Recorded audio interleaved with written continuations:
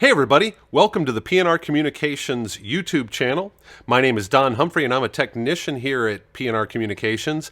And I know normally you guys tune in to see my tech tips to show you just some interesting facts and ways to use your two-way radios, but today I'm geeked out. I'm excited. I am fired up because we've got a brand new product to show you. And we're going to get into that real quick here because I can't wait to tear this box open and show you Motorola's latest and greatest MOTOTRBO portable radio, the MOTOTRBO R7, the R7 radio. So I'm going to change cameras here. I'm going to get it all set up so you guys can see it as I unbox it, and we're going to take a look at opening it up, checking it out, activating it, and I'll walk you through the activation process, and then we can talk a little bit about the new features that are available on this new radio. So I hope you're as excited as I am. Probably not, because I'm just a big radio nerd, so why would you be? But hopefully some of my excitement can come through to you, and hopefully you'll take a look at this radio and say, that's the one for me. So I'll be back in just a second, and we'll start taking a look at the new Motorola R7 portable radio.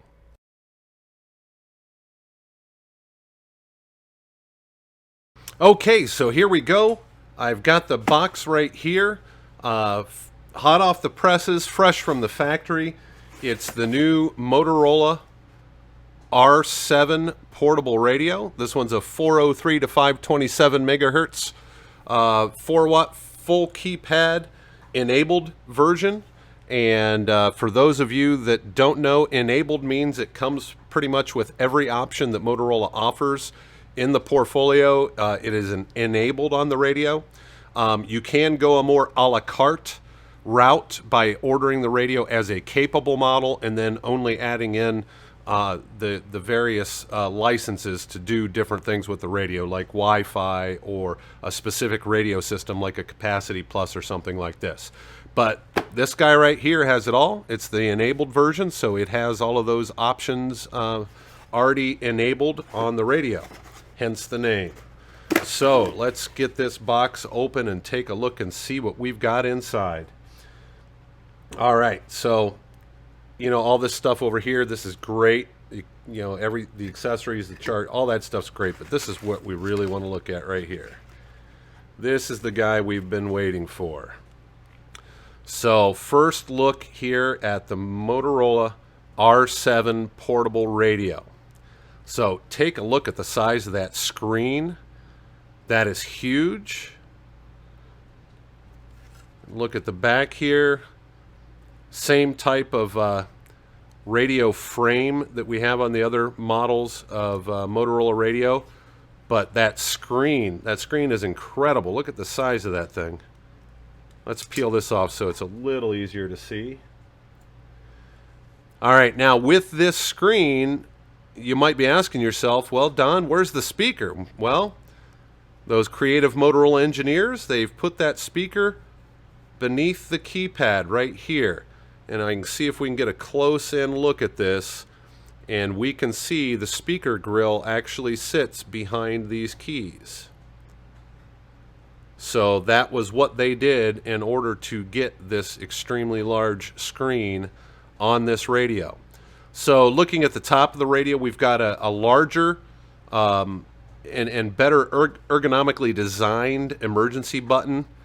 It's a much bigger surface area to get to there compared to the other models. For all of my radio technician nerds out there watching this, check that out. Down in the antenna port, that's where our RF tap is to test this radio, which is exciting because it was annoying on a few of the Motorola MOTOTRBO radios that either you had to peel a sticker off in order to get to that RF tap to test a radio, or you had to take a plastic panel off and a rubber stopper out in order to get to that RF tap. So the fact that we can get to it right through the antenna port, that's pretty exciting for me. May not mean anything to you. Well ergonomically designed on-off pot here. The channel selector is a continuous channel selector, much like the XPR 7000 series portable radio was. Button layout very similar to the to most other Motorola portable radios. We've got a wide button here at the top on this model. That's what they call the 3-dot button. A large, easy to grip push to talk. We have a 1-dot button that can be assigned, a 2-dot button here that can be assigned for different functions. Something else to point out is the radio itself is a dual microphone. The display model here is a dual microphone, so we've got a microphone on the front of the radio. We also have a microphone on the rear of the radio. What that gives us is dual input noise canceling, so much higher efficiency noise canceling in this radio, which is something to get excited about. So there's our first look. Now I think we should pop a battery in, and so let's set this guy aside for a second so we can unbox the battery. The battery that came with this model, it's an Imprez battery. It's lithium ion. It's the PMNN 4809A battery there. Nice slim profile. Uses the same charging that the XPR 7000 series radios did. Similar belt clip retention right here. Slide it in, it snaps into place. So let's put this bad boy on the radio and fire it up so we can take a look at this beautiful screen.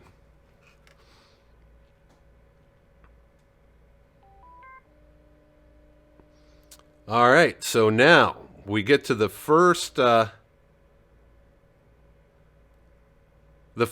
of our journey of making an R7 function.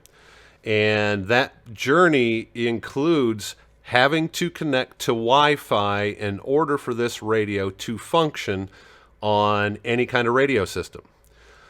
So I'm going to show you over here on my other screen. So basically, when you get an R7, you need to have a Wi-Fi access point set up, and it needs to have an SSID, as we can see on the screen here, of MOTOTRBO, the password, radio management, security type. It'll work on either 2.4 or 5 gigahertz channels. And it does need to be somewhere between channel 1 to 11 on the 2.4 gigahertz band. And if the radio cannot connect, we can't do anything with the radio until that happens. So, and I'm going to show you that because I'm going to grab my programming cable. I'm going to turn this down so we don't have to hear that unprogrammed sound. So we do have, I didn't show you this side of the radio, but it is a new accessory connector. It's not the same accessory connector from the 6000 and 7000 series portable days in MOTOTRBO. So we need a new programming cable for it. The programming cable, the PMKN 4265A. We're going to plug this in, and then we're going to see if, without going through that Wi-Fi setup, if we can even do anything with this radio. So let's plug this guy in here.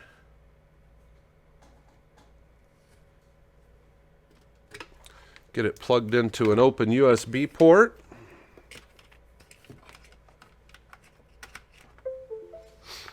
All right, so now my computer has recognized it, and let me switch over to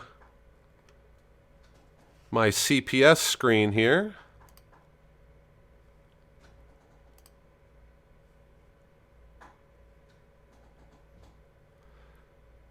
All right, so right there we get a message in the middle of the CPS screen.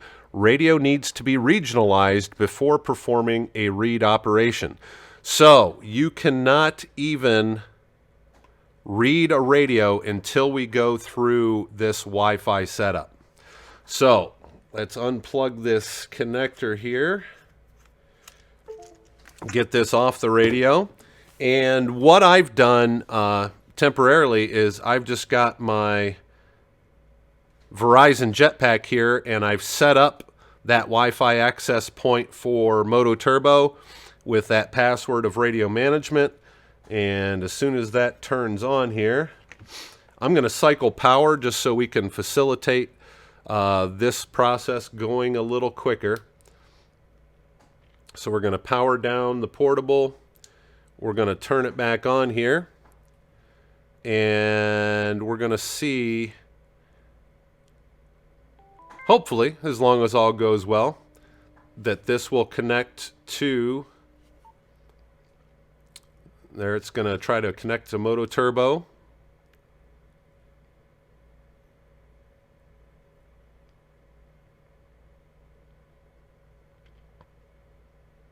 Or it's going to try. Oh, there we go. Now we're connected and checking for updates.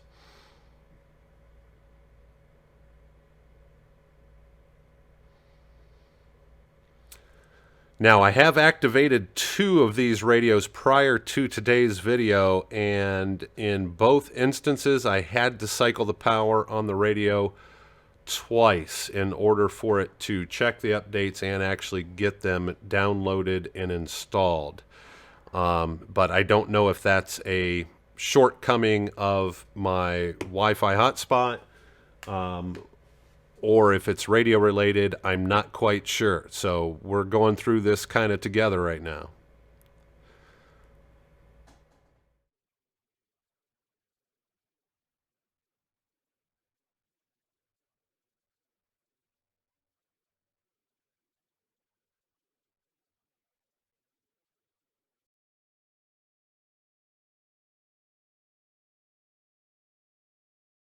Okay, so now our activation process has completed. Through that process, it downloaded any new firmware that was available, and it downloaded the initial code plug. So remember, we couldn't even read this with the software before, but now we have a code plug on board. So let's hook it up to CPS and see what we get.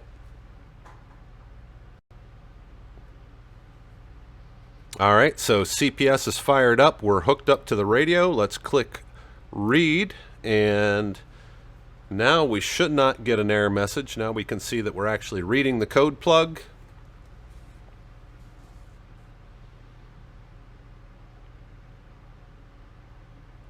And this should lay out our standard programming tree that CPS 2.0 gives us.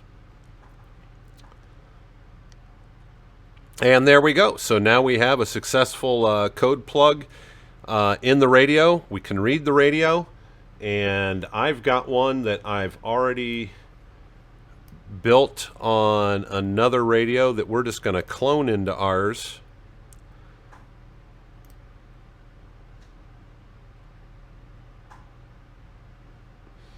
And once I clone this in, we'll come back and we'll do a couple of quick feature demonstrations, and then we'll talk about the feature set in this radio that should get you pretty excited. Okay, so now I've got my first basic code plug put into the radio, and I just put in a couple of our conventional simplex, just radio to radio channels in there, just so I can show you a couple things. One thing that's nice is text to speech is built right in. Channel simplex, analog. So if I change channels, and I'm going to turn this up a little bit so you can hear it better through my recording mic here. So if I change channels, channel simplex, digital. So I've got my text to speech right there. We know what channel we're on. We know what zone we're on, the top line. We know what channel we're on. If I key up, it tells me what talk group I'm on.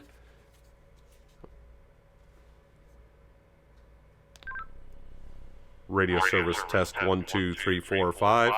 And now we can see the caller ID of the radio that was calling.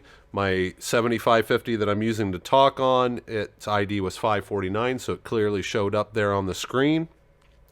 If we want to send a text message, we can see that come up. Give me a second. We'll send another text message here. Text message from 549. Content, hello. So depending on your settings, now we can just hit the down arrow and get right to that text message. Hit OK to acknowledge it.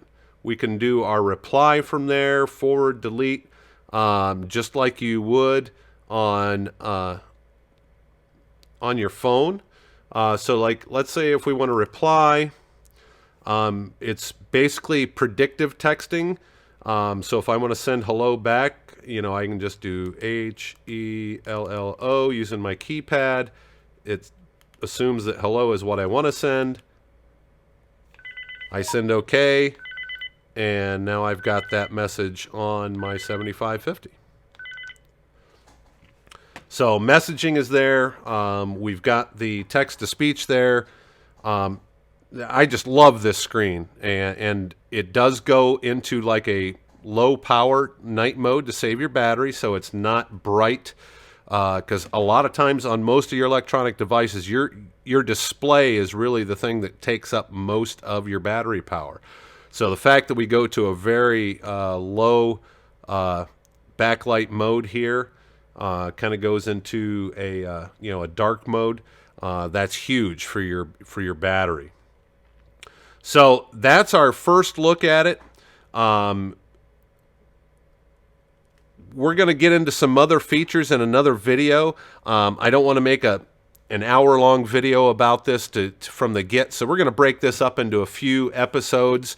But so far, I'm super impressed with this radio. Now, if we want to, before we go today, though, we're just going to lay this out with kind of the other radios that have come in the Motorola MOTOTRBO portable portfolio. So we can start with this guy. This guy here, the XPR 6550. This was the flagship when I first started in the radio business back in 2008. This was the top of the line radio. Great radio. We still have an absolute ton of these radios still in service, and they're just plugging away. Great radio. Love this radio. This radio gave me my career because I sold a system with XPR 6550s, and it was so new that I ended up being the guy that actually learned how to program them, and I installed a lot of the infrastructure. So this radio kind of gave me my radio career because this started everything for me. So I'm always going to have a soft spot in my heart for the XPR 6550. So then after that came the XPR 7550. So, and if we look at this side by side, there's quite a size difference. I mean, look how much slimmer the new R7 is compared to the 7550. Now, don't get me wrong, I love the 7550. When we got the color screen instead of the old 6550 kind of green screen radio, I was excited. There was a ton of features on the 7550, which then brought on the slight upgrade to the 7550E. And you can always tell the E because it's got the white line around the push-to-talk button there, which added Wi-Fi capability. And if we take this belt clip off and hold these two radios side by side for you to get a good look. So height-wise, we're about the same. But where it really pays off here is this thickness in the radio. A lot of customers were saying, hey, we love these digital radios. We love MOTOTRBO, but we would like a smaller, slimmer radio, something that's a little easier to carry around and maybe not pull on your belt all day long. So the R7 definitely foots that bill. So we're going to close it with that today. And then we're going to come back with another video where we're going to talk about the features, and I'm going to demonstrate some of those features for you. so that hopefully you'll get a good idea of why you need this radio on your belt if you're a Motorola MOTOTRBO customer, because this guy right here is a game changer. All right, well, there you have it, the R7 Unboxed. I'm excited about this radio, as you guys could probably tell by now. I'm glad that you tuned in to see this beautiful new radio, and I'm going to make as many videos on this to cover the myriad of features that this radio has. So I want to thank you for tuning in. Hopefully you'll tune in for the next episode. Don't forget to click down below. Make sure you subscribe to our YouTube channel. Make sure you like the video and share it with your friends. And until next time, my name is Don Humphrey with P&R Communications. Have a great day.